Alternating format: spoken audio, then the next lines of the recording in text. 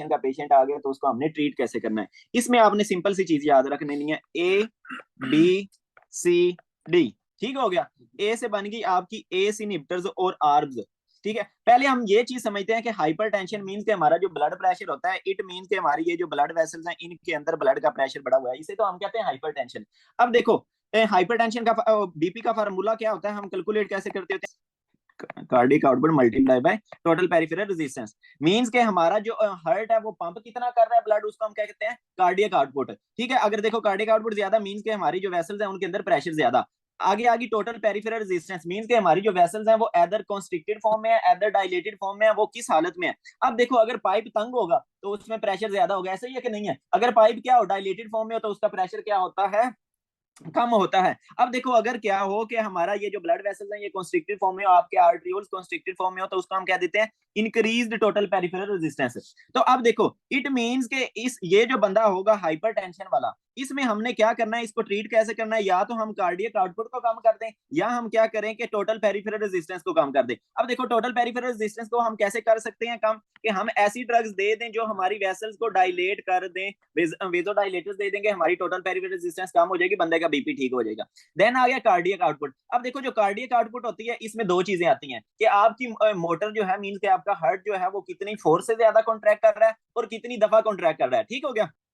Cardiac output क्या है कि हार्ट रेट कितना होगा बंदे का, वो उसको इंपैक्ट कर रहा होगा, और जो उसकी कॉन्ट्रैक्टिलिटी होगी हार्ट की, ये दोनों चीजें इसको इंपैक्ट कर रही होंगी। इट मींस कि हमें ऐसी ड्रग्स देनी पड़ेंगी जो हार्ट रेट को भी कम कर दें, ऐसे क्या, और हार्ट की या कॉन्ट्रैक्टिलिटी को कम कर दें, जिसकी वजह से कार्डियक आउटपुट कम हो जाएगी, बंदे का बीपी ठीक हो जाएगा। अच्छा ये तो हमें पता चल गया कि ये चीजें करनी है। अब इनमें आ जाती हैं हमारे पास ए बी सी डी, ये चार ड्रग्स आ जाती हैं। ए से बन गया आपका एस इनहिबिटर्स और आर्ब्स।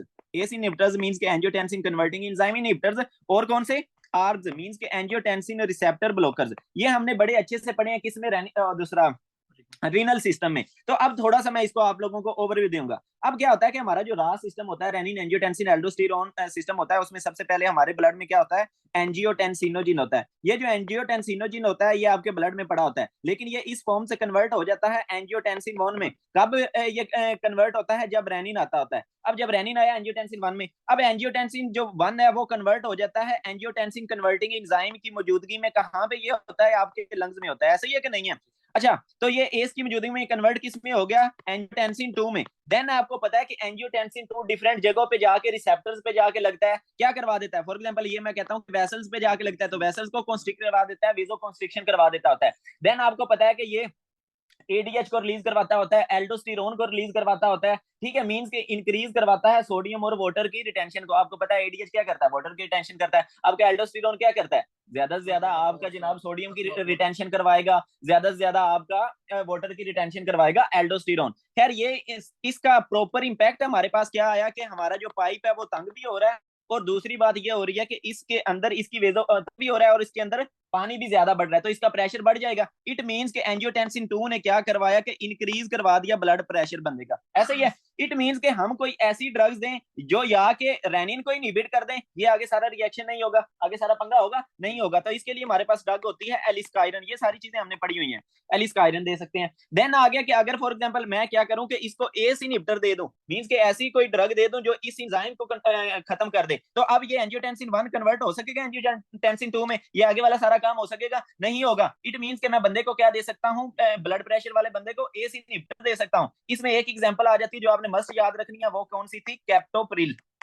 ठीक हो गया। अच्छा आगे चलते हैं, आगे आगे कि अगर फॉर एग्जांपल मैं ये दोनों चीजें नहीं देता, मैं ये करता हूं कि ये जिन रिसेप्टर्स पे आर आर से लिख देता हूं रिसेप्टर्स, जाहिर सी बात है ये एंजियोटेंसिन जाके कहीं रिसेप्टर्स पे लगेगा ना, फिर ये सारा काम होगा। तो मैं क्या करता हूं कि एंजियोटेंसिन रिसेप्टर ब्लॉकर्स दे देता हूं, जिन्हें हम क्या कहते होते हैं, आर्ब्स, जिन्हें हम क्या कहते हैं, आर्ब्स। अब देखो ये ब्लॉक कर देगा, इधर रिसेप्टर्स पे जाके नहीं लगने देगा, तो ये आगे सारा इफेक्ट आ सकेगा, इसका नहीं आ सकेगा। इट मींस के मैं बंदे को क्या दे सकता हूं, आर्ब्स दे सकता हूं। आर्ब्स में हमारी एग्जाम्पल्स आ जाती हैं, वेलसार्टन आ जाती है, लुसार्टन आ जाती है, जो आपकी मोस्ट कॉमनली यूज्ड हैं।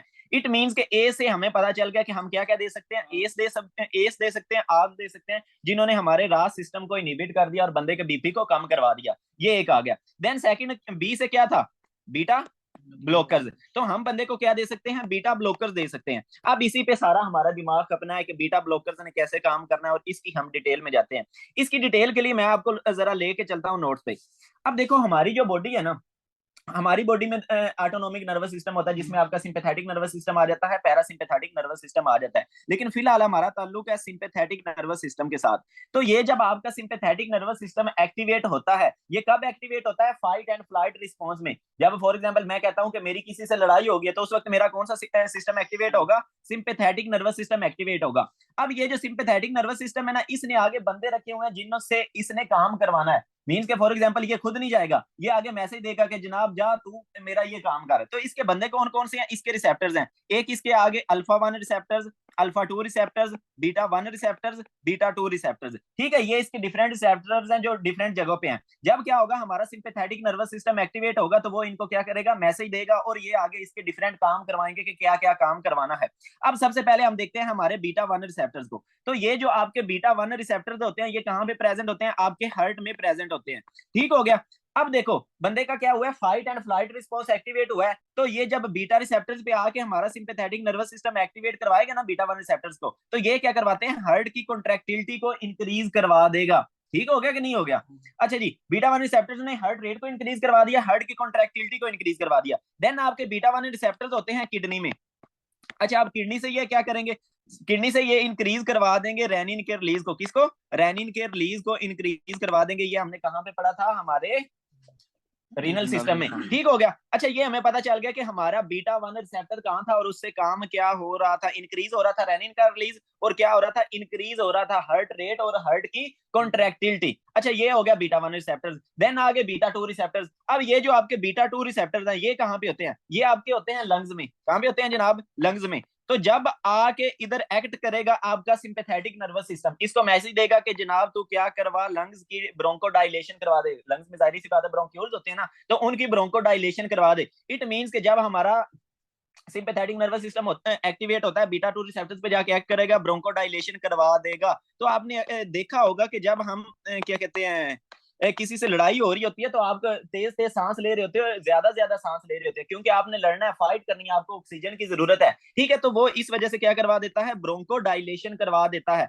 ये आ गया बीटा 2 रिसेप्टर्स। देन और कहां पे होते हैं आपके बीटा 2 रिसेप्टर्स? और आपके होते हैं ये जनाब ब्लड वेसल्स में। कौन सी ब्लड वेसल्स में? जो आपकी मसल्स की ब्लड वेसल्स हैं। जाहिर सी बात है, आपको लड़ने के लिए क्या चाहिए? मसल्स चाहिए ना, मसल्स के जरिए आपने उस बंदे से लड़ना है। तो मसल्स में जो वेसल्स होंगी, ये उधर क्या करवा देगा? जाके वेजो डायलेशन, आपके जो बीटा 2 रिसेप्टर्स होंगे उधर वेजो डायलेशन करवा देंगे जब ये एक्टिवेट होंगे। देन और कहां पे और होंगी? आपकी लिवर में। जो आपका लिवर है ना, उधर भी जो ब्लड वेसल्स हैं, उधर भी ये जाके बीटा 2 रिसेप्टर्स पे जब जाके एक्ट करेगा तो क्या करवा देगा? वेजो डायलेशन करवा देगा। ये हमें पता चल गया कि जब बीटा 2 रिसेप्टर्स को सिंपैथेटिक नर्वस सिस्टम ने मैसेज दिया तो उधर क्या क्या काम हुए? क्या क्या काम हुआ? ब्रोंको डायलेशन हुई, और साथ में ये है कि मसल्स की वेसल्स डायलेट होगी, लिवर की वेसल्स डायलेट हो गई। आगे चलते हैं। आगे आगे आपके अल्फा 1 रिसेप्टर्स। ये आपके अल्फा 1 रिसेप्टर्स प्रेजेंट है आपकी पेरिफेरल स्किन में। ठीक है, पेरिफेरल वेसल्स में प्रेजेंट है। तो ये क्या करते हैं कि जब भी आपके, अब देखो, जब बंदा लड़ रहा है तो उसकी स्किन को ज्यादा ब्लड चाहिए या कम चाहिए?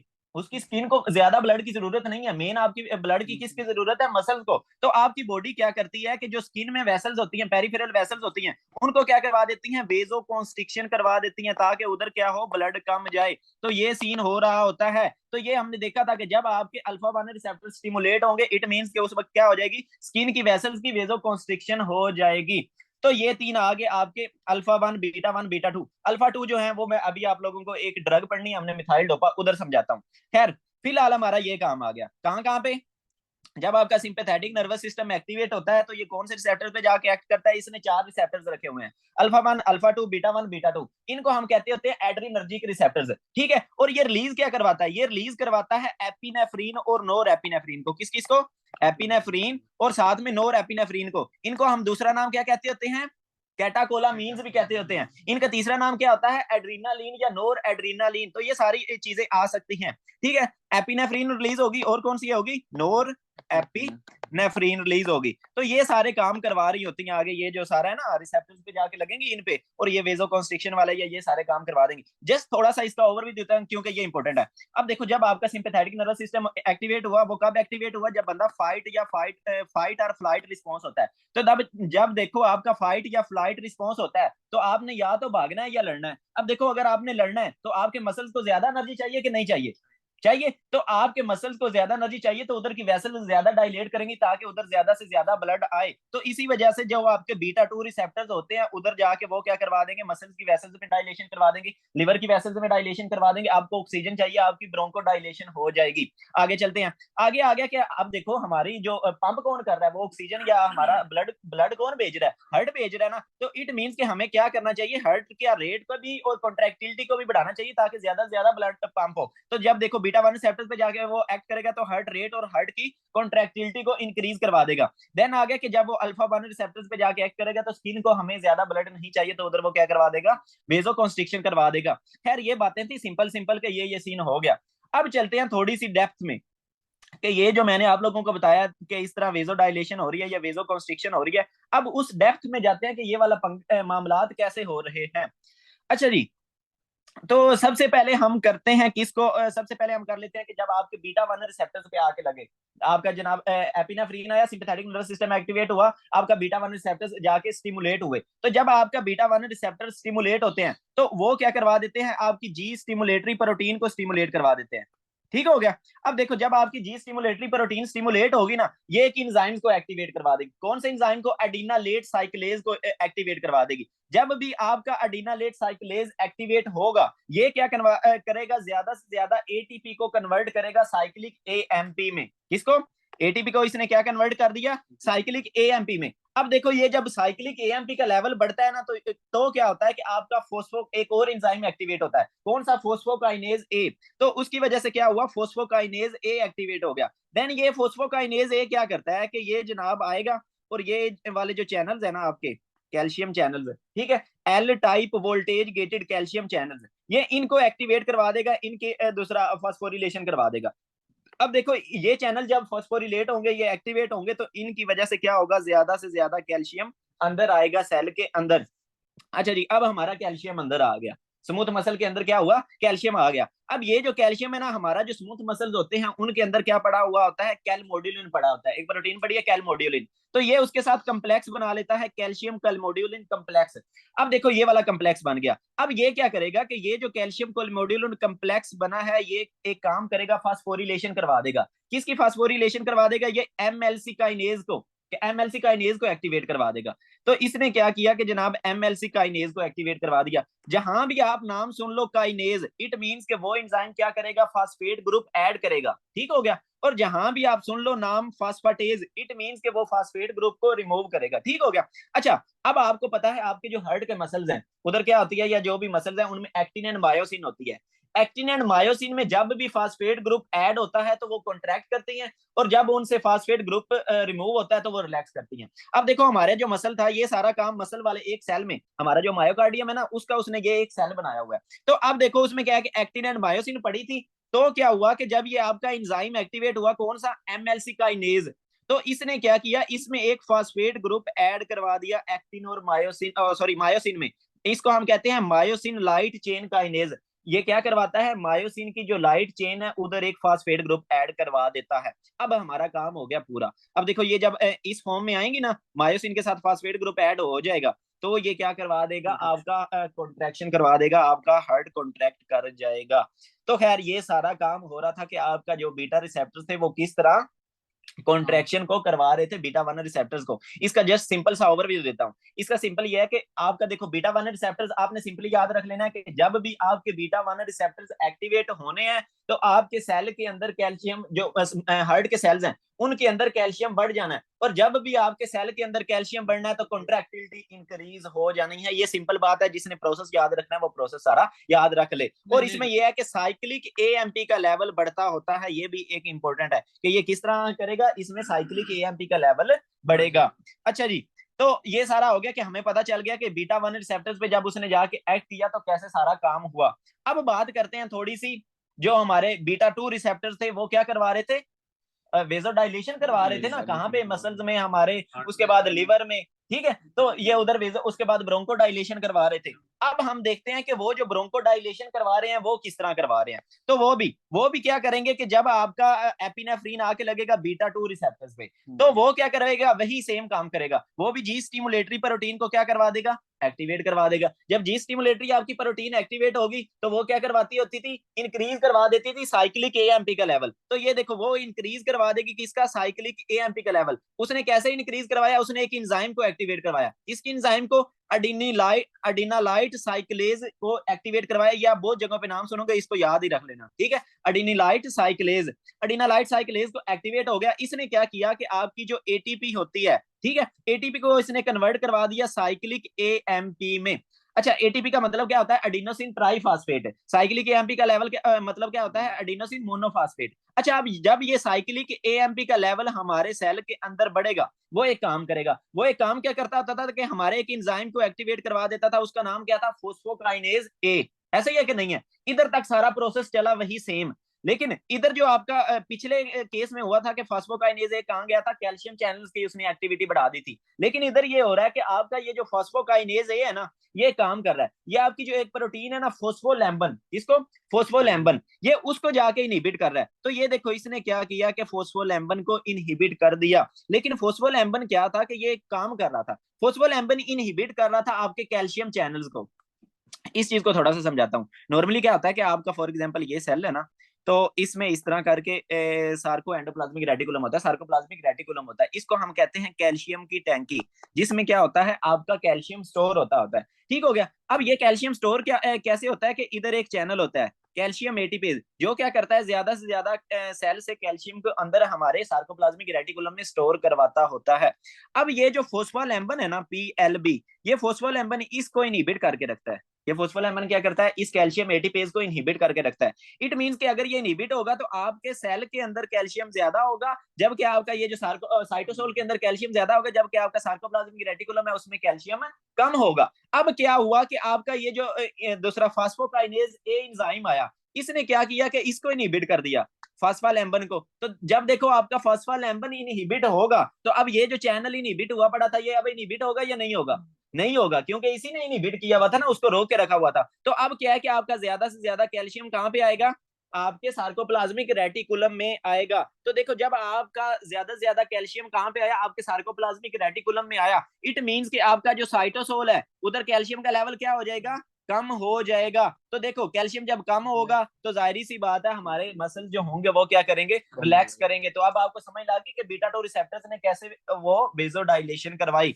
अच्छा, अब आप जरा इस चीज को इधर समझो कि देखो जब कैल्शियम कम होगा ना, तो ये कैल्शियम कैल्मोडिलन कम्प्लेक्स कम बनेगा। जब ये कैल्शियम कैल्मोडिलन कम्प्लेक्स कम बनेगा, तो आपका ये जो एमएलसी काइनेज एक्टिवेट हो रहा था ये नहीं होगा। जब ये नहीं एक्टिवेट होगा तो आपका ये जो एक्टिन और मायोसिन के इधर फास्फोरिलेशन हो रही थी ना मायोसिन की, वो नहीं होगी। जब देखो ये नहीं होगी तो ज्यादा से ज्यादा फॉर्म कौन सी रहेगी, ये वाली एक्टिन एंड मायोसिन वाली फॉर्म रहेगी। तो आपका स्मूथ मसल क्या हो जाएगा, रिलैक्स हो जाएगा। ठीक है। इसमें अगर आपने सिंपल चीज याद रखनी है तो वो ये है कि जब बीटा 2 रिसेप्टर्स पे जाके एक्ट करेगा आपका एपिनेफ्रीन, तो वो क्या करवा देगा, डिक्रीज करवा देगा कैल्शियम के लेवल को। कैसे, वो साइक्लिक एएमपी का लेवल कम करवा के आपका डिक्रीज करवा देगा कैल्शियम के लेवल को, किसमें, आपके साइटोसोल में, आपके सेल में, स्मूथ मसल के सेल में। और जिसकी वजह से क्या हो जाएगी, रिलैक्सेशन हो गई, आपका जो स्मूथ मसल था, आपकी वेसल का स्मूथ मसल था, वो रिलैक्स हो जाएगा। ठीक हो गया। तो ये था कि आपका बीटा 2 रिसेप्टर्स कैसे काम कर रहे थे। हमने बीटा 1 भी पढ़ लिए, बीटा 2 भी पढ़ लिए। अब बात करते हैं किसकी, आपके अल्फा 1 रिसेप्टर्स की। अल्फा 1 रिसेप्टर्स, अच्छा अब आप लोग मुझे ये बताओ कि अल्फा 1 रिसेप्टर्स कैसे काम कर रहे थे, कंस्ट्रक्शन करवा रहे थे, स्किन की वेसल की क्या करवा रहे थे, कॉन्स्ट्रिक्शन, मींस के पेरिफेरल वेसल्स की वो क्या करवा रहे थे, वेजो कॉन्स्ट्रिक्शन करवा रहे थे। अब देखो इट मींस के इन्होंने कॉन्ट्रैक्शन को बढ़ाना है, ऐसा ही है कि नहीं है। तो ये कॉन्ट्रैक्शन कब बढ़ेगी, कैल्शियम सेल के अंदर वो बढ़ाएंगे या कम करेंगे, गुड। तो वो सेल के अंदर क्या करेंगे, कैल्शियम को बढ़ाएंगे, वो जिस तरीके से भी बढ़ाएं। इन्होंने काम क्या करना है, कैल्शियम को बढ़ा देना है सेल के अंदर। तो उस चीज को देखते हैं कि ये किस तरह बढ़ाते होते हैं। ये कौन सी प्रोटीन पे एक्ट करेंगे, ये जी क्यू प्रोटीन पे एक्ट करेंगे। वो कर रहे थे जी स्टिमुलेटरी प्रोटीन पे, ये किस पे एक्ट करेंगे, जी क्यू प्रोटीन पे एक्ट कर रहे हैं। कौन से, आपके जो अल्फा 1 रिसेप्टर्स है ना, वो जी क्यू प्रोटीन पे। अब वो क्या करवाएंगे कि आपका ये होता है जनाब इनोजिटेल पायरोफॉस्फेट, सॉरी इनोजिटेल ट्राइफॉस्फेट, इसी तरह नेम था यार इसका, हाँ इनोजिटेल ट्राइफॉस्फेट। तो ये क्या करवाएंगे कि इसको एक्टिवेट करवा देंगे। जब भी आपका इनोजिटेल ट्राइफॉस्फेट एक्टिवेट होगा तो वो क्या करेगा, आपकी ये जो टैंकी थी ना, टैंकी कौन सी थी कैल्शियम की, कौन सी कैल्शियम, सार्कोप्लाज्मिक रेटिकुलम, तो वो सार्कोप्लाज्मिक रेटिकुलम से ज्यादा कैल्शियम को बाहर निकलवाना शुरू कर देगा। तो अब देखो आपके साइटोसोल में कैल्शियम बढ़ गया या कम हो गया, बढ़ गया, बढ़ गया ना, क्योंकि कैल्शियम ज्यादा बाहर निकल रहा है आपकी टैंकी से, तो वो साइटोसोल में कैल्शियम क्या हो जाएगा, बढ़ जाएगा। जब देखो साइटोसोल में कैल्शियम बढ़ेगा वो सारा कम्प्लेक्स बनेगा, जब ये कम्प्लेक्स बनेगा आपका ये एंजाइम एक्टिवेट होगा, जब ये एंजाइम एक्टिवेट होगा और फोस्फोराइलेशन होगी और क्या हो जाएगी, कॉन्ट्रैक्शन हो जाएगी। तो ये सारा सीन हो रहा होता है। देन एक और ये काम कर रहा होता है, और ये काम कर रहा होता है कि ये एक रो काइनेज एंजाइम को क्या करवा रहा होता है, एक्टिवेट। अब ये क्या करवाएगा कि जाके आपके एमएलसी फास्फाटेज को इनहिबिट कर देगा। किसको इनहिबिट करेगा, एमएलसी फास्फाटेज, मायोसिन लाइट चेन फास्फाटेज।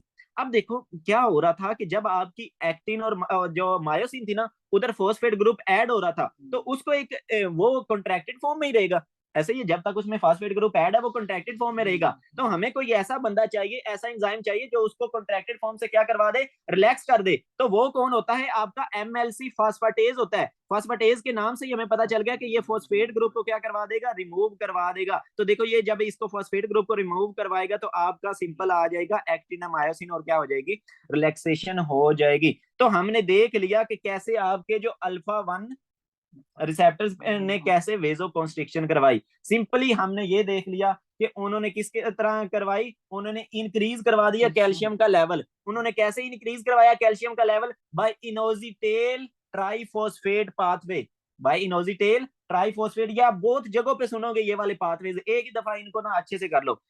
इसने किस तरह करवाई वेजो कॉन्स्ट्रिक्शन, हमारे अल्फा 1 रिसेप्टर्स ने इनोजिटेल पायरोफोस सॉरी ट्राइफॉस्फेट के थ्रू।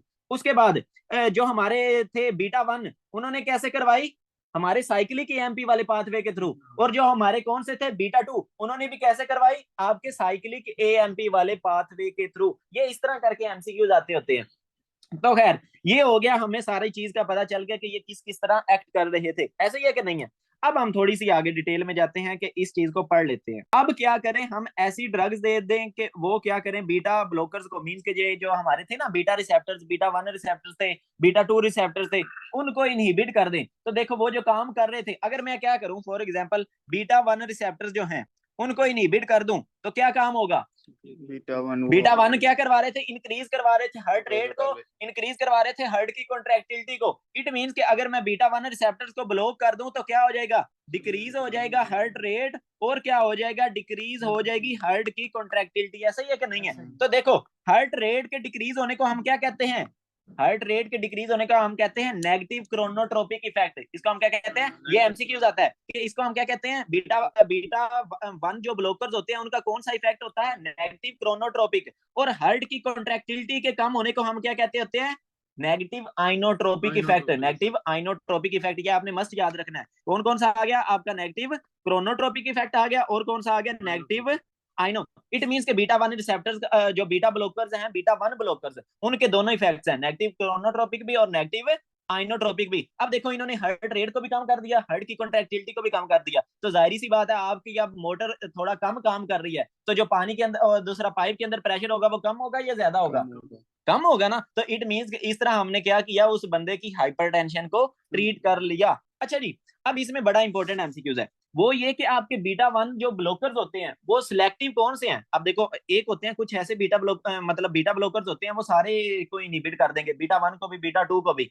लेकिन इसमें जो एमसीक्यूज आता है कि आपके सिलेक्टिव बीटा 1 ब्लॉकर्स कौन से हैं, तो उसमें आ जाते हैं आपका, आपने याद रखना है माए कितनी होती है, अम्मी कितनी होती है, एक होती है ना। तो वो देखो बीटा 1 भी क्या है, एक। तो ए एम ई, ये क्या बन गई, अम्मी। उर्दू में हम मदर को अम्मी कहते हैं ना। तो अब ये देखो ए से आपका बन गया अटीनोलोल, बड़ा इंपॉर्टेंट है अटीनोलोल, ठीक है। एम से आपकी बन गई मेटोप्रोलोल, ठीक है। और ई से बन गई हमारी एस्मोलोल। ये आपने मस्त याद रखनी है कि ये सिलेक्टिव बीटा ब्लॉकर्स हैं, बीटा 1 ब्लॉकर्स हैं। माँ कितनी होती है, अम्मी कितनी होती है, एक। तो बीटा 1 जो है एक है, ए से अम्मी, ए से मतलब अटीनोलोल, एम से मेटोप्रोलोल और ई से एस्मोलोल। इन्होंने क्या करवाया, बीटा 1 ब्लॉकर को क्या, बीटा 1 ब्लॉकर और हार्ट रेट कॉन्ट्रैक्टिलिटी को डिक्रीज करवा दिया। देन आगे चलते हैं। आगे कुछ आपके ऐसे होते हैं कि जो नहीं देखते कि बीटा 1 है, जो नहीं देखते बीटा 2 है, मींस के वो आएंगे और सबको रिसेप्टर्स को ब्लॉक करवा देंगे, सबको ब्लॉक करवा देंगे। मींस के वो क्या करवाएंगे, बीटा 1 को भी ब्लॉक करवाएंगे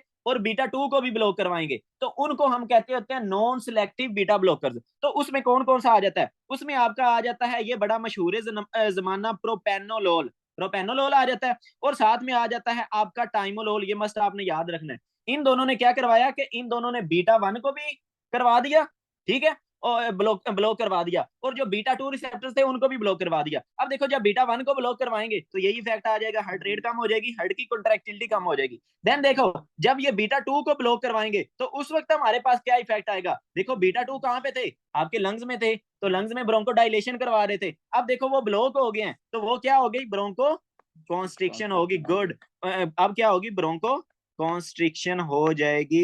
मींस के उस बंदे को अब अगर पहले कोई लंग का प्रॉब्लम है ना, तो उसको उसका मजीद कंडीशन वर्स हो सकती है। अगर आप उसको कह दोगे बीटा 2 ब्लॉकर दोगे तो आपकी बंदे की क्या हो सकती है, ब्रोंको कॉन्स्ट्रिक्शन हो सकती है।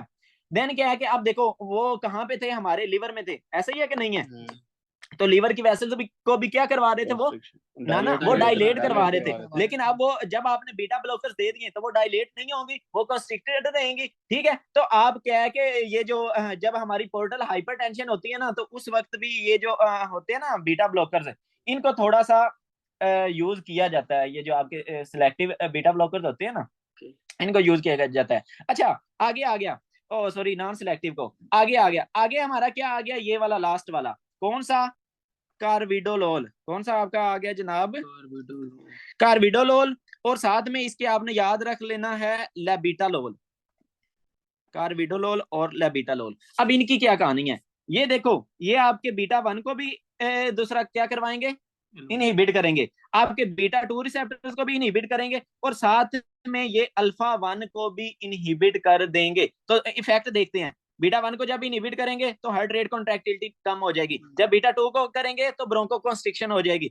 और जब अल्फा 1 को करेंगे इट मींस के जो पेरिफेरल वेसल्स हैं जो आपकी उधर क्या हो जाएगी, वेजो डायलेशन हो जाएगी। क्योंकि जब अल्फा 1 काम कर रहे थे तो उस वक्त वेजो कॉन्स्ट्रिक्शन हो रही थी। अब अल्फा 1 जब इनहिबिट हो गया तो क्या हो सकती है, डायलेशन हो सकती है, स्किन वाली वेसल्स में डायलेशन हो सकती है।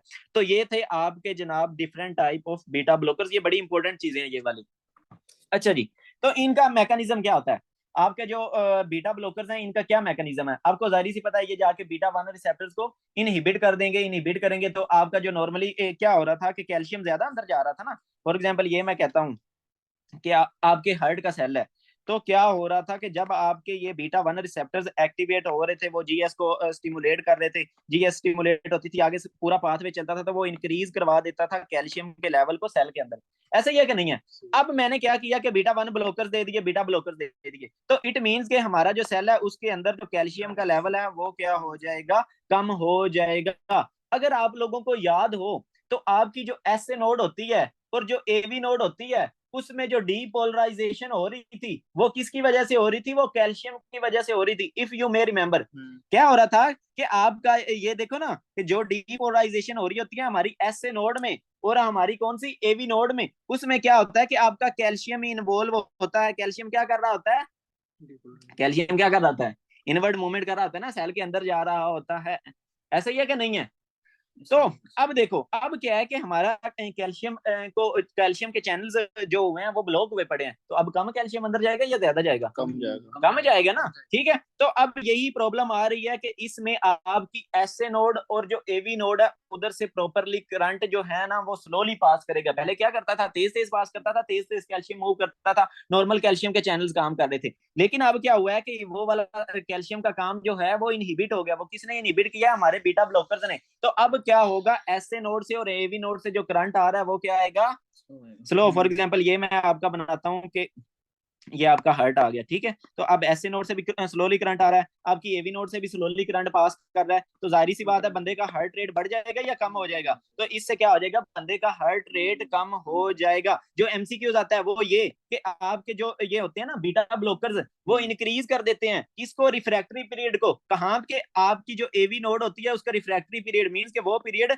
जिसके दौरान ये इधर से करंट को पास नहीं होने देगा, उसको इन्होंने क्या किया, इंक्रीज कर दिया, जिसकी वजह से इधर से करंट एवी नोड से स्लोली पास करेगा। जब स्लोली पास करेगा तो जाहिर सी बात है बंदे का हार्ट रेट क्या हो जाएगा, कम हो जाएगा। तो ये सीन हो रहा होता है कि ये क्या करवाते हैं, डिक्रीज करवा देते हैं एसए नोड की एक्टिविटी को और किसकी, एवी नोड की एक्टिविटी को। किस तरह डिक्रीज करवाते हैं, डिक्रीज कर देते हैं साइक्लिक ईएमपी का लेवल। देखो जब हमारे ये काम कर रहे थे साइक्लिक ईएमपी का लेवल भी बढ़ रहा था, कैल्शियम का भी लेवल बढ़ रहा था, लेकिन इन्होंने इनहिबिट कर दिया बीटा ब्लॉकर्स ने, तो जाहिर सी बात है साइक्लिक ईएमपी का भी लेवल कम हो जाएगा, कैल्शियम का लेवल भी कम हो जाएगा। तो ये क्या कर रहे होते हैं, suppresses abnormal pacemakers by decreasing slope of phase 4। तो देखो हमने क्या देखा था कि हमारा जो कैल्शियम था वो इन्वॉल्व था करंट प्रोड्यूस करने में एसए नोड से एवी नोड से, देन हमारा कैल्शियम इन्वॉल्व था हमारे जो हार्ट के सेल्स थे उनकी कॉन्ट्रैक्टिलिटी के लिए। ऐसे ही है कि नहीं है। अब देखो अगर जो होता है कि क्या कहते हैं, इधर से फॉर एग्जांपल आपका ये होता है जनाब, स्लोप होता है ना कि अगर मैं इधर ड्रा करूं, इसको इधर ड्रा कर लेता हूँ। नॉर्मली क्या होता है कि आपका इस तरह क्या होती है, डीपोलराइजेशन होती है किसमें, आपकी एसए नोड में या एवी नोड में। किसकी वजह से होती है, कैल्शियम की वजह से। देन क्या होता है कि आपकी डीपोलराइजेशन होती है वो किसकी वजह से होती है, पोटाशियम की वजह से। देन क्या होता है कि आपका ये रेस्टिंग मेम्ब्रेन पोटेंशियल आ जाता है, ऐसा ही है कि नहीं है। देन आपके कुछ सेल्स लीक करना शुरू कर देते हैं फनी चैनल्स के थ्रू। कौन से, हमारे सोडियम है, हमारा कैल्शियम है, हमारा पोटाशियम है, तो वो क्या करना शुरू कर देते हैं, इधर से लीक करना शुरू कर देते हैं ना, वो लीक करना शुरू कर देते हैं, वो हमारे सेल के अंदर आहिस्ता आहिस्ता आते जाते हैं। तो देन अगेन कहां पे ले जाते हैं इसको, resting potential, threshold potential पे। जब वो थ्रेश होल्ड पोटेंशियल पे जाता है तो अचानक से कैल्शियम के चैनल्स ओपन होते हैं और अगेन क्या हो जाती है, डीपोलराइजेशन। देन वही सेम इस तरह करके क्या होता है, साइकिल चलती रहती है। ये क्या मैंने बना दिया, मायो दूसरा एक्शन पोटेंशियल बना दिया। इसका एक्शन पोटेंशियल हमारे एसए नोड और एवी नोड का। अब देखो अगर कोई चीज ऐसी आए जो इधर से ये वाला जो फेज था इसको हम कहते होते थे फेज 4, वो उसको स्लो कर दे। मींस के क्या था कि जब इसने अगर इसको स्लोली स्लोली ये पहुंचेगा इस वाले फेज पे, किस पे, थ्रेश होल्ड पे, वो वाला फेज अब किसने ओपन होना था, हमारे कैल्शियम चैनल्स ने ओपन होना था। और कैल्शियम की क्या होनी थी, इनवर्ड मूवमेंट होनी थी, हमारा एक्शन पोटेंशियल होना था, करंट जनरेट हो जाना था। अब क्या हो कि हम ऐसी ड्रग्स दे दें, वो क्या करें कि इसको इधर से स्लो कर दें। ये वाली जो हमारी हो रही थी ना स्पॉन्टेनियस डिपोलराइजेशन, हमारे आयंस मूव करके आ रहे थे, कौन से आपके सोडियम आ रहा था थोड़ा थोड़ा, आपका थोड़ा थोड़ा कैल्शियम आ रहा था, ठीक है। तो अगर वो हमारी ये जो होती है ना बीटा ब्लॉकर्स, वे ये इनकी मूवमेंट को क्या कर देती हैं, कम कर देती हैं, स्लो कर देती हैं। इट मींस के इनकी वजह से ये वाला जो फेज आ रहा था हमारा स्पॉन्टेनियस डिपोलराइजेशन वाला, ये भी अब क्या होगा, स्लो होगा। तो अब जब ये स्लो होगा इट मींस के करंट भी स्लोली स्लोली प्रोड्यूस होगा। जब करंट भी स्लोली स्लोली प्रोड्यूस होगा तो आपका हार्ट रेट, आपको पता है करंट की वजह से ही तो आपका हार्ट रेट आ रहा था, आपका हार्ट कॉन्ट्रैक्ट कर रहा था, तो आपका हार्ट रेट भी क्या हो जाएगा, कम हो जाएगा। गुड। तो देखो अगर फॉर एग्जांपल हमारे पास एरिथमियाज हो, अब नॉर्मल इलेक्ट्रिकल एक्टिविटी हो रही हो हार्ट में, तो वो भी तो आपको पता है आइंस की वजह से हो रही है ना। तो आपने क्या किया, आइंस को क्या कर दिया, इनहिबिट कर दिया, ये कम कर दिया। तो अब वो जो आयन की एक्टिविटी होगी वो भी कम, करंट भी कम, तो एरिथमियाज बेहतर हो जाएंगे कि नहीं हो जाएंगे। तो इनको हम as a anti arrhythmic drug use कर सकते हैं कि नहीं कर सकते हैं। तो इनको हम as a anti arrhythmic drugs भी यूज करते होते हैं। किसको, आपके बीटा ब्लॉकर्स को। ये इनको हम कहते होते हैं क्लास 2, कौन सी, क्लास 2 एंटी एरिथमिक्स। ये हम इंशाल्लाह कल पढ़ेंगे ये सारी इनकी क्लासेस। तो ये आ गई क्लास 2। अच्छा इन्होंने कैसे सारा काम किया, इन्होंने एवी नोड का पार्टिकुलरली सेंसिटिव होती है, उधर से क्या करवाया, रिफ्रैक्टिव पीरियड को इंक्रीज करवा दिया। इट मींस अब देखो हमारा जो एवी नोड में करंट रह रहा था वो ईसीजी पे कैसे शो होता था, पी वेव के बाद ये जो सारा पी आर सेगमेंट होता था वो किसको शो कर रहा था, हमारी एवी नोड को। हमारा एवी नोड में जो करंट रहता होता था स्टे करता होता था, ऐसा ही है कि नहीं है। तो अब देखो इस बंदे में वो बढ़ जाएगा या कम हो जाएगा, हमारी एवी नोड से करंट स्लोली पास कर रहा है, तो ये जो आपका पी आर इंटरवल होगा वो क्या हो जाएगा, इंक्रीज कर जाएगा। तो यही इसमें क्या हो रहा है, इंक्रीज हो रहा होता है P R interval, and this is MCQs. तो ये आ गया। अब देखो हम इसको यूज कहाँ पे करेंगे, ये जो हमारी बीटा ब्लॉकर्स है इनको कहाँ पे यूज करेंगे, तो वही सारे यूज, एक तो हमारे पास हाइपरटेंशन में हम यूज कर लेंगे। देन दूसरा मैंने आप लोगों को बताया कि ये एबनॉर्मल इलेक्ट्रिकल एक्टिविटी, तो एबनॉर्मल इलेक्ट्रिकल एक्टिविटी कब हो रही है, उसमें सुप्रावेंटिकुलर टैकीकार्डियाज आ जाते हैं, ठीक है, एट्रियल फिब्रिलेशन आ जाता है, एट्रियल फ्लटर आ जाता है, उसके बाद वेंटिकुलर अरिथमियाज आ जाते हैं, उसके बाद पोस्ट एमआई में जो सारे अरिथमियाज होते हैं, ठीक है। तो मींस के सारे ये जो अरिथमियाज हैं उनमें हम किसको यूज कर सकते हैं, आपके बीटा ब्लॉकर्स को यूज कर सकते होते हैं, क्योंकि ये क्या कर रहे हैं, ये सारा इसको, ये भी एमसीक्यूज आता है कि ये किस तरह अरिथमियाज को ठीक करते हैं, ये डिक्रीज कर देते हैं स्लोप ऑफ फेज 4 डीपोलराइजेशन। ये वाली जो डीपोलराइजेशन हो रही थी उन्होंने इन्होंने क्या किया, इसको स्लो कर दिया। डिक्रीज कर दिया, तो ये आ गया हमारे पास। अच्छा जी, अब एडवर्स इफेक्ट्स क्या आएंगे वो हम देख लेते हैं कि जो बंदा बीटा ब्लॉकर्स को यूज कर रहा है उसमें एडवर्स इफेक्ट्स क्या आएंगे। वही जो इसके इफेक्ट्स थे ना, उसी को अब हम थोड़ा सा स्वेयर करके एडवर्स इफेक्ट्स बना देंगे।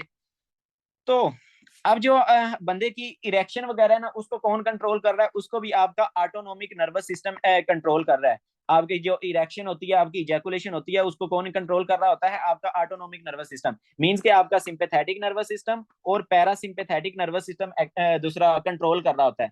तो ये देखो, ये चाहे आपका सिंपैथेटिक नर्वस सिस्टम था, ये किस तरह एक्ट कर रहा था? ये हम हमारे रिसेप्टर्स पे जाके एक्ट कर रहा था ना, अल्फा बीटा फ्लांडम का। तो आपने क्या किया हुआ है कि आगे वाले रिसेप्टर्स को ही ब्लॉक किया हुआ है। तो ये जो आपका सिंपैथेटिक नर्वस सिस्टम है, ये एक्ट कर सकेगा? तो बंदे की जो इरेक्शन है वो प्रॉपर हो सकेगी? नहीं। तो ये बिकॉज ऑफ दूसरा हमारा sympathetic nervous system inhibition, beta blockers का वो इफेक्ट जिसकी वजह से हमारा सिंपैथेटिक नर्वस सिस्टम इनहिबिट हो रहा है। इस वजह से बंदे को, जो मर्द होगा, उसको क्या होगी? इंपोर्टेंस, उसकी प्रॉपर इरेक्शन नहीं होगी। तो बंदा आपके पास प्रेजेंट, आपने उसको बीटा ब्लॉकर्स दिए होंगे, बंदा आपके पास प्रेजेंट कर जाएगा कि प्रॉपर इरेक्शन नहीं हो रही। तो उसमें आपने ये देख लेना कि ये इसका एक साइड इफेक्ट है। देन दूसरी बात ये कि देखो, आपके जो बीटा टू रिसेप्टर्स थे वो क्या करवा रहे थे? ब्रोंको डायलेशन करवा रहे थे। ऐसे ही कि नहीं है? तो अब आपने बीटा ब्लॉकर्स दे दिए, तो वो बीटा जो टू रिसेप्टर्स थे वो क्या हो जाएंगे? ब्लॉक हो जाएंगे ना। तो अब आपकी ब्रोंको डायलेशन होगी या नहीं होगी? नहीं होगी। तो उसकी वजह से अगर बंदे को क्या है, कोई लंग डिजीज है, स्पेसिफिकली कौन सी लंग डिजीज? जो पहले ही ब्रोंको कॉन्स्ट्रिक्शन करवा रही है, उसमें कौन कौन सा आ जाता है? आपका एस्थमा आ जाता है, सीओपीडी आ जाती है। इसमें पहले ही ब्रोंको कॉन्स्ट्रिक्शन हुई पड़ी होती है, ऊपर से आप और बीटा ब्लॉकर्स दे दो तो उसकी वो वाली कंडीशन वर्स हो जाती है। इट मींस के जिस बंदे को एस्थमा या सीओपीडी हो, उसको आपने बीटा ब्लॉकर्स बिल्कुल नहीं देने। और अगर आपको देने पड़ते हैं तो आप कौन से दे सकते हो? बीटा वन सिलेक्टिव ब्लॉकर्स दे सकते हो, ना कि बीटा टू वाले। मींस के ये वाले ये दे सकते हो, अम्मी वाले दे सकते हो, बाकी कोई भी नहीं दे सकते। ठीक हो गया? आगे चलते हैं। आगे इनके कार्डियोवैस्कुलर इफेक्ट्स क्या थे? हार्ट पे क्या इफेक्ट थे? हार्ट रेट कम कर रहे थे, हार्ट की कॉन्ट्रैक्टिलिटी को इंक्रीज कर रहे थे। हार्ट रेट के कम होने को हम क्या कहते हैं? ब्रैडिकार्डिया। तो ये ब्रैडिकार्डिया करवा सकते हैं। देन ये क्या कर रहे थे? एवी नोड से करंट को स्लोली पास करवा रहे थे। तो ये एवी नोड से अगर आप बहुत ज्यादा ही बंदे को दे दो तो एवी नोड से ब्लॉक हो सकता है ना करंट, तो ये एवी ब्लॉक करवा सकते हैं। देन ये है कि आप देखो, हार्ट रेट को कॉन्ट्रैक्टिलिटी अगर कम होगी, तो हार्ट की अगर प्रॉपर कॉन्ट्रैक्ट ना कर रहा हो, तो उसको हम क्या कहते हैं? Heart failure. तो बंदे की क्या हो सकती है? हार्ट फेलियर हो सकती है। अच्छा जी, अब आ गया सीएनएस इफेक्ट्स। तो ये देखो, आप जो सीएनएस इफेक्ट्स में ये आ जाता है कि आपका ये जो सिंपैथेटिक नर्वस सिस्टम होता है ना, ये बंदे को एक्टिवेट कर देता है। और जब आपका पैरासिम्पैथेटिक नर्वस सिस्टम एक्टिवेट होता है ना, तो वो बंदे को क्या, काम डाउन कर देता है। तो अब ये मेनली किसको इफेक्ट कर रहे हैं? आपके सिंपैथेटिक नर्वस सिस्टम को। ऐसे ही है कि नहीं है? तो ये क्या करवाएंगे? बंदे को स्लीपी कंडीशन में सिडेशन करवा सकते हैं, स्लीप अल्टरेशन करवा सकते हैं, क्योंकि इन्होंने जो सिंपैथेटिक नर्वस सिस्टम को तो काम ही नहीं करने कर दे रहे, उसके बंदों को तो इन्होंने दबा दिया, इनहिबिट कर दिया जो इसके रिसेप्टर्स थे। ठीक है? तो बंदे को क्या हो सकती है? जिसको आपने ये वाली ड्रग्स दे दी हैं, उसको स्लीपीनेस हो सकती है। अच्छा जी, देन दूसरी बात ये, दूसरा ये कि आपके ये जो बीटा ब्लॉकर्स होते हैं ना, ये मास्क करते हैं किसको? हाइपोग्लाइसीमिया को। अच्छा, अब ये वाली चीज बड़ी इंपॉर्टेंट है क्योंकि ये एमसीक्यूज में आती है।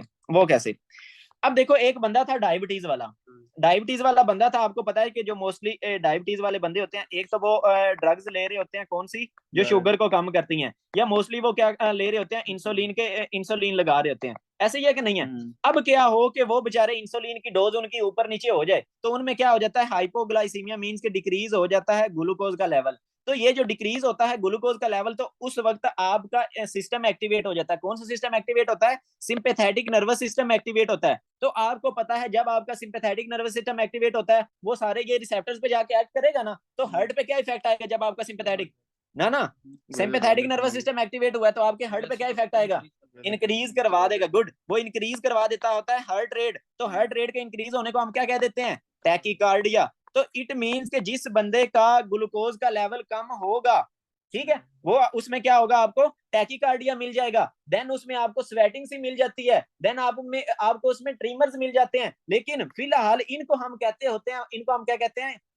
इनको हम कहते हैं हाइपोग्लाइसीमिया के सिम्टम्स। तो जब बंदा को पता होगा ना, क्या कहते हैं, आपने बीटा ब्लॉकर्स वगैरह नहीं दिए हुए, तो जब उसने इंसुलिन अगर ज्यादा लगा ली होगी ना, तो उसको ये वाले इफेक्ट्स आने लग जाएंगे। उसका टैकीकार्डिया, उसको धड़कन सी फील होने लग जाएगी, स्वेटिंग होने लग जाएगी उसे। देन क्या है कि साथ में उसको मे भी झटके वगैरह लग सकते हैं। तो उससे उससे पता चल जाएगा, तो वो क्या करेगा, कोई मीठी चीज खा लेगा। ये थे हाइपोग्लाइसीमिया के सिम्टम, जिससे उसको पता चल गया। अब आपने क्या किया हुआ है कि उस बंदे को, डायबिटीज वाले बंदे को बीटा ब्लॉकर्स दिए हुए हैं, ठीक हो गया। अब देखो ये जो इंक्रीज करवा रहा था हमारा sympathetic nervous system heart rate को, वो कैसे करवा रहा था, बीटा रिसेप्टर्स पे जाके एक्ट कर रहे। लेकिन आपने तो क्या किया हुआ है, बीटा ब्लॉकर्स दिए हुए हैं, तो वो ये वाला हमारा हार्ट रेट इंक्रीज होने वाला इफेक्ट आएगा उसका, नहीं आएगा ना। तो इट मींस कि अगर उस बंदे को हाइपोग्लाइसीमिया हो भी जाएगा, उसको पता ही नहीं चलेगा। तो इसको हम कहते हैं कि अगर आपने डायबिटीज वाले बंदे को बीटा ब्लॉकर्स दिए हुए हैं, तो वो मास्क करती है किसके सिम्टम्स को, हाइपोग्लाइसीमिया के सिम्टम्स को। उस बेचारे को पता ही नहीं चलेगा कि मेरा शुगर लेवल कम हुआ पड़ा है या नहीं, ठीक है। तो देन क्या है कि उसका शुगर लेवल अगर बहुत ज्यादा कम हो जाएगा, पहले तो उसने कुछ खा लिया था, अब तो वो कुछ खाएगा नहीं, जब वो कुछ खाएगा नहीं तो उसका शुगर लेवल बहुत ज्यादा कम हो जाएगा। जब उसका शुगर लेवल बहुत ज्यादा कम हो जाएगा तो उसको ट्रीमर्स हो सकते हैं, उसको जनाब सीजर्स हो सकते हैं, ठीक हो गया। तो ये आपने देख लेना है, ये सीजर्स वगैरह क्यों हुए, क्योंकि अब आपका दूसरा जो ब्रेन है उसको ग्लूकोज ही नहीं मिल रहा, तो बंदे को क्या है कि झटके लग सकते हैं, उसकी में भी मौत भी हो सकती है अगर कंडीशन बहुत ज्यादा सवेयर हो जाए। लेकिन हमारा फिलहाल ताल्लुक है सिर्फ सीजर्स तक, तो बंदे को क्या हो सकते हैं, सीजर्स वगैरह हो सकते हैं। खैर, तो इस वजह से आपने क्या करना है कि जो डायबिटिक बंदा है उसमें अवॉइड करने हैं बीटा ब्लॉकर्स। तो ये आ गया आपका कि किस तरह इसने किया। आगे चलते हैं। आगे ये जो मेटोप्रोलोल थी, ये जो मेटोप्रोलोल है ना, ये करवा सकती है आपका डिसलिपिडीमिया, ये इसका साइड इफेक्ट है, इसके साथ स्पेसिफिकली अटैच है dyslipidaemia. Dys means abnormal, lipidaemia means के लिपिड्स का लेवल, ब्लड के अंदर लिपिड का लेवल क्या हो जाएगा, एबनॉर्मल हो जाएगा। ये हमारा कल का टॉपिक है, इंशाल्लाह इसको डिटेल से पढ़ेंगे। देन आ गया प्रोपेनोलोल, ठीक है। तो ये जो प्रोपेनोलोल है ना, वो क्या करवा सकती है। अब देखो प्रोपेनोलोल कौन सी थी, जो कि आपकी नॉन सिलेक्टिव बीटा ब्लॉकर थी, ऐसे ही है कि नहीं है। तो वो एक्सासरबेट करवा सकती है किसको, वेजोस्पैज्म को। कहां पे वेजोस्पैज्म को, वेजोस्पैस्टिक, अगर बंदे को पहले ही क्या है, वेजोस्पास्टिक एंजाइना है। वेजोस्पास्टिक एंजाइना कौन सा होता था, जिसमें आपकी कोरोनरी आर्टरीज अचानक से क्या हो जाती थी, स्पैज्म हो जाती थी। ऐसा ही है कि नहीं है यार, इस तरह होता था ना कि ये आपकी कोरोनरी आर्टरीज थी, उनकी अचानक से क्या हो जाती थी जनाब, स्पैज्म हो जाती थी। जब अचानक से स्पैज्म हो जाती थी तो इधर से आगे ब्लड नहीं जा पाता था, तो इसको हम कहते क्या कहते होते थे, प्रिंसिमेंटल एजाइना होता था, बाद में बंदे को पेन होती थी। तो आपने क्या करना है, ये वाला जो आपका प्रोपेनोलोल है ना, ये इस कंडीशन को मजीद वर्स बना सकता है। ये इस कंडीशन को मजीद वर्स कैसे बनाएगा, इसको जरा समझते हैं। अब देखो जो प्रोपेनोलोल था, ये किस किस को इनहिबिट कर रहा था, आप लोग मुझे बताओ। प्रोपेनोलोल ये इनहिबिट कर रहा था बीटा, गुड, बीटा 1 और बीटा 2 को ब्लॉक कर रहा था। अब देखो आपकी जो नोरेपिनेफ्रिन वगैरह आई हुई है, या एपिनेफ्रिन वगैरह आई हुई है, उनको ये वाले रिसेप्टर्स तो मिल नहीं रहे, क्योंकि ये ब्लॉक हुए पड़े हैं। कौन से अवेलेबल हैं, अल्फा 1 वाले अवेलेबल हैं। तो ये ज्यादा से ज्यादा कहाँ पे जाके लगेंगी, अल्फा 1 वाले, अल्फा 2 वाले रिसेप्टर्स पे। ऐसा ही है कि नहीं है। तो जब ये इन रिसेप्टर्स पे जाके लगेंगी तो क्या करवा देंगी, ये ज्यादा से ज्यादा क्या करवाएंगी, वेजो कॉन्स्ट्रिक्शन करवा देंगी। तो अब देखो ये जो हमारा था कोरोनरी आर्टरी वाला बंदा, इसकी पहले ही वेजोस्पैज्म हुई पड़ी है, जो प्रिंसिमेटल एंजाइना वाला बंदा है। ऊपर से आप ऐसी ड्रग्स दे रहे हो जिसकी वजह से मजीद वेजो कॉन्स्ट्रिक्शन वर्स हो रही है। इट मींस कि ये एग्जासरबेट कंडीशन को करवा सकता है। तो आपने अवॉइड करनी है प्रोपेनोलोल को, किसमें, प्रिंसिमेटल एंजाइना वाले बंदे में। अच्छा जी, आगे आ गया कि beta blockers except the non selective. Non selective कौन कौन से हैं आपके जनाब, अल्फा एंड बीटा एंटागोनिस्ट्स। कौन कौन से हैं इसमें, आपका आ गया कार्बिडोलोल एंड लेबिटालोल। ऐसे ही है ना। ये किसको कर रहे थे यार, ये आपको पता है ना, अल्फा को भी कर रहे थे और बीटा को भी इनहिबिट कर रहे थे। इनमें कौन कौन से आ जाते हैं, कार्बिडोलोल और लेबिटालोल, ठीक है। इनके अलावा बाकी जो हैं, बाकी कौन से हैं जो सिर्फ इनहिबिट करते हैं, या बीटा 1 को इनहिबिट कर देते हैं, या दोनों को इनहिबिट कर देते हैं। ऐसे ही है कि नहीं है। तो ये क्या करवा सकते हैं, अनअपोज्ड अल्फा एगोनिज्म। एगोनिज्म का मतलब होता है कि सेम काम, एंटागोनिज्म का मतलब होता है कि अगेंस्ट जाना किसी चीज के, एगोनिज्म का मतलब होता है सेम काम। इस चीज को जरा समझो। अब देखो आपने क्या किया, बंदे को बीटा ब्लॉकर्स दे दिए, ठीक हो गया। कौन से बीटा ब्लॉकर्स, जिन्होंने सिर्फ इनहिबिट किया बीटा 1 और बीटा 2 को, ठीक है। अब देखो कि उस बंदे का सिंपैथेटिक नर्वस सिस्टम एक्टिवेट हुआ, नोरेपिनेफ्रिन रिलीज हो गया। अब नोरेपिनेफ्रिन के पास कौन सी चॉइसेस हैं लगने के लिए, अल्फा 1 और अल्फा 2, ठीक है। तो ये देखो ये ज्यादा से ज्यादा कहां पे जाके लगेगा, अल्फा 1 वगैरह पे लगेगा ना, या अल्फा 2 पे लगेगा। तो इसको हम कहते हैं अल्फा 1 एगोनिज्म, ठीक है। ये किसने करवाई अल्फा 1 एगोनिज्म, हमारे बीटा ब्लॉकर्स ने करवाई। कौन से बीटा ब्लॉकर्स ये वाला काम नहीं करवाएंगे, जो साथ में अल्फा 1 को भी इनहिबिट कर देंगे, तो वो ये वाली प्रॉब्लम नहीं करवाएंगे। तो इसी वजह से उसने लिखा है एक्सेप्ट द नॉन सिलेक्टिव। कौन कौन से, जो अल्फा को भी इनहिबिट करते हैं और साथ में बीटा को भी इनहिबिट करते हैं, तो उसमें क्या होगा कि जब ये नोरेपिनेफ्रिन आएगी, आगे सारे इनहिबिट हुए पड़े हैं, ऐसा ही है कि नहीं है, तो उसमें हमें ये वाली प्रॉब्लम नहीं मिलेगी, कौन सी, अनअपोज्ड अल्फा एगोनिज्म वाली प्रॉब्लम नहीं मिलेगी। अच्छा जी, ये किसमें मेन प्रॉब्लम ज्यादा किसमें हो रही होती है, ये हो रही है जनाब फियोक्रोमोसाइटोमा में। किसमें? फियोक्रोमोसाइटोमा में। अब फियोक्रोमोसाइटोमा क्या है? फियोक्रोमोसाइटोमा आपका जो आपकी किडनी है, किडनी के ऊपर कौन सा ग्लैंड होता है? एड्रीनल ग्लैंड होता है, ऐसे ही है कि नहीं है? तो जो आपका एड्रीनल ग्लैंड होता है, इसके दो पार्ट्स होते हैं, एक कौन सा, बाहर वाला जिसको हम एड्रीनल कॉर्टेक्स कह देते हैं, आपका ये जो अंदर वाला होता है एड्रीनल मेड्यूला कह देते हैं। ये जो आपका एड्रीनल मेड्यूला होता है ना, इसमें से रिलीज होता है एपिनेफ्रीन और नोर एपिनेफ्रीन। ठीक हो गया। फियोक्रोमोसाइटोमा क्या है कि ये इसका ट्यूमर है, किसका? आपके एड्रीनल मेड्यूला का ट्यूमर है। जब ये इसका ट्यूमर होता है एड्रीनल मेड्यूला का, तो इंक्रीज हो जाता है, ये बहुत ज्यादा रिलीज करने लग जाते हैं। किसको? एपिनेफ्रीन को भी बहुत ज्यादा रिलीज करने लग जाएंगे, और किसको ज्यादा रिलीज करने लग जाएंगे? नोर एपिनेफ्रीन को। अब क्या हुआ है कि आपने बंदे को ड्रग दी हुई है, कौन सी? Beta blocker. कौन सी बीटा ब्लॉकर? जो सिर्फ इस बीटा 1 और बीटा 2 को ब्लॉक कर रही है, लेकिन अल्फा को नहीं ब्लॉक कर रही। ठीक हो गया। तो आप देखो, ये जो ज्यादा सारे हुए पड़े हैं, इनको वो रिसेप्टर्स मिलेंगे नहीं, तो ये इस पे जाके लगना शुरू हो जाएंगे। तो उसमें ये वेजो कंस्ट्रिक्शन, वर्स वाली वेजो कंस्ट्रिक्शन करवा सकते हैं कि नहीं करवा सकते हैं? तो ये हो सकता है। देन और किसमें? कोकेन टॉक्सिसिटी में। हो गया इधर तक? अच्छा अच्छा, हाँ करते हैं। तो आगे आ गया जनाब कि हम इस चीज को ट्रीट कैसे करेंगे।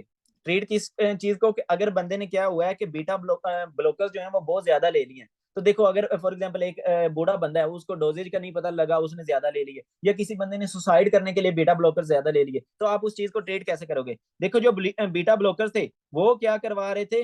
डिक्रीज करवा रहे थे हार्ट रेट को, कॉन्ट्रैक्टिलिटी को। ऐसा ही है कि नहीं है? इट मींस कि अब उसका हार्ट रेट और कॉन्ट्रैक्टिलिटी बहुत ज्यादा कम हो जाएगी, क्योंकि उसने बहुत ज्यादा ले लिया है। तो आप उस चीज को ट्रीट कैसे करोगे? आप उसको ट्रीट करोगे कि जनाब आप लगाते होते हैं ग्लूकागोन। किसको लगाते होते हो? ग्लूकागोन। ग्लूकागोन आप आईवी लगाते होते हो, इंट्रावेनस आपने उसको ग्लूकागोन लगाना है। अब ये जो ग्लूकागोन है, ये क्या करेगा? हमारे पास ये देखो, ये हार्ट के मसल्स के पास आएगा, ऐसे ही है कि नहीं है? स्मूथ मसल्स के पास। तो उसके ये जो रिसेप्टर्स हैं, बीटा वाले रिसेप्टर्स हैं, ये तो ब्लॉक हुए पड़े हैं, तो ये कैसे काम करे बेचारा? हार्ट की कॉन्ट्रैक्टिलिटी को या रेट को कैसे इंक्रीज करे? तो ये एक काम करेगा कि ये जनाब डिफरेंट रिसेप्टर्स पे लगेगा, कोई और रिसेप्टर्स पे जाके लगेगा, और क्या करवा देगा? इंक्रीज करवा देगा वही साइक्लिक एएमपी का लेवल। जब देखो साइक्लिक एएमपी का लेवल बढ़ता था, वो आ गया आपका फास्फोकाइनेज एक्टिवेट होता था। फास्फोकाइनेज एक्टिवेट होता था, तो वो क्या करवा देता था? कैल्शियम चैनल्स को दूसरा एक्टिवेट करवा देता था, कैल्शियम एटीपेज को। और ज्यादा से ज्यादा क्या होता था आपका? ये कैल्शियम अंदर आता होता था सेल के अंदर। तो देखो, कॉन्ट्रैक्टिलिटी अब उस बंदे की बढ़ जाएगी कि नहीं बढ़ेगी? तो ये कि आप ग्लूकागोन दे के अगर बीटा ब्लॉकर की ओवरडोज होगी है, तो आप उसको ठीक कर सकते हो। देन आपने थोड़ा बहुत नॉर्मल सेलाइन लगा देना है उसको, फ्लूइड एज अ फ्लूइड। और आप क्या दे सकते हो? एट्रोपिन भी दे सकते हो। तो ये जो आपकी एट्रोपिन है, ये क्या करेगी? ये एट्रोपिन जो होती है ना, वो भी ये काम कर रही होती है। वो काम ये कर रही होती है कि ये भी आपकी ब्लॉक कर रही होती है वेगस वेगस नर्व को। जो आपकी वेगस नर्व है, जो क्या करती होती है? डिक्रीज करती है ना हार्ट रेट को। तो ये भी क्या करती है? ब्लॉक कर देती है वेगस नर्व को। जब देखो आपकी वेगस नर्व ब्लॉक होगी, तो आपका हार्ट रेट क्या हो जाएगा? इंक्रीज होगा। नॉर्मली क्या कर रही थी वेगस नर्व? कम कर रही थी ना हार्ट रेट को। तो जब आप एट्रोपिन दोगे, ये वेगस नर्व को इनहिबिट करेगी, वेगस नर्व को इनहिबिट करेगी, तो बंदे का हार्ट रेट इंक्रीज हो जाएगा। लेकिन इसमें जो मेन इंपॉर्टेंट है, वो आप ग्लूकागोन देते होते हो। ग्लूकागोन क्या करता है? साइक्लिक एएमपी का लेवल बढ़ा देता होता है। साइक्लिक एएमपी का लेवल बढ़ता है तो इंट्रासेलुलर कैल्शियम बढ़ जाता है। इंट्रासेलुलर कैल्शियम बढ़ता है तो कॉन्ट्रैक्शन उस बंदे की बढ़ जाती है जिसने बीटा ब्लॉकर्स की ओवरडोज ली हुई है। तो ये था हमारा बीटा ब्लॉकर्स का कंसेप्ट कि किस तरह बीटा ब्लॉकर्स, कौन से बीटा ब्लॉकर्स थे, उसके बाद इनकी क्या डिवीजन थी, इनके क्या यूजेस थे, और इनकी वजह से क्या साइड इफेक्ट्स आ जाते हैं। आगे चलते हैं। यह हो गया हमारा बी तक। अब आगे आ गया सी वाला काम। बी तक हो गया ना, ए और बी हमने कर लिए, ए से इनहिबिटर्स और आर्ब्स कर लिए, और साथ में बी से बीटा ब्लॉकर्स कर लिए। अब आ गया